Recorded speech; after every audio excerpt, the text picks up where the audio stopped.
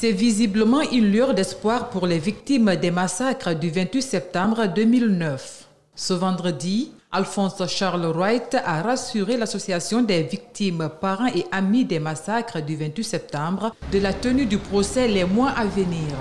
La date de ce grand rendez-vous très attendu sera communiquée le 6 septembre prochain, selon le garde des Sceaux. Le garde des Sceaux a informé la délégation qu'à partir du 6 septembre, une date probable du procès leur sera communiquée.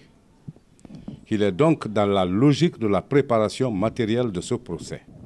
À la suite de cette intervention de M. le garde des Sceaux, Madame la secrétaire générale du département a précisé qu'à 90%, ce bâtiment est achevé, ou presque, 90%. Elle a mis un accent sur l'installation du mobilier qui commence très bientôt. Madame la secrétaire générale est également revenue sur le fonds d'indemnisation, tout en citant les précisions apportées par M. le ministre de la Justice et des Droits de l'Homme. Au cours de cette audience, la délégation de l'AVIPA a formulé 3 demandes, dont sa participation au comité de pilotage et la présence de tous les inculpés lors du procès. Elle est sortie satisfaite de la rencontre. Nous sommes vraiment très ravis de savoir que les choses avancent très bien et que le ministère est en train de travailler sérieusement pour que ce procès ait lieu.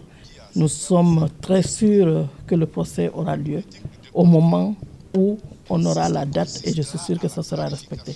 Une mission de la CPI arrive bientôt en Guinée. Le souhait du département serait que cette délégation trouve que les choses sont en place. C'est une des réalités dans nos sociétés actuelles. Quand un couple est éprouvé par les épreuves, il décide de rompre. On estime que dans la plupart des cas, les conséquences sont lourdes chez les jeunes femmes. Un fait de société qui aujourd'hui interpelle les autorités et les organisations féminines. Le thème d'aujourd'hui était très important parce qu'il s'agit du divorce. C'est un thème qui ne devrait pas être même présent ici, puisque nous, en Afrique et surtout en Guinée, on se marie à vie. Ce sont les familles qui se marient entre elles. Ce sont des lois qui sont établies depuis tout le temps. Donc j'ai été très surpris et agréablement bien sûr de voir que les jeunes dames accordent beaucoup d'importance à cette question et aimeraient lutter contre le divorce, puisque le divorce ne crée que des conséquences néfastes, surtout pour les enfants. Le divorce surtout, c'est un cas actuellement qui touche plusieurs foyers, même si on n'en parle pas trop, parce que ça ne fait pas plaisir de se marier après divorcer.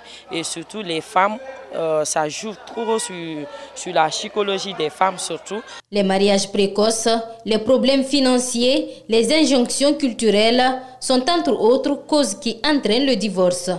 Mais après une rupture chez la femme, la vie peut prendre d'autres tournures. Sur un point de vue médical, l'impact, c'est un syndrome de stress réactionnel. C'est-à-dire qu'il y a un stress réactionnel qui se pose chez les femmes.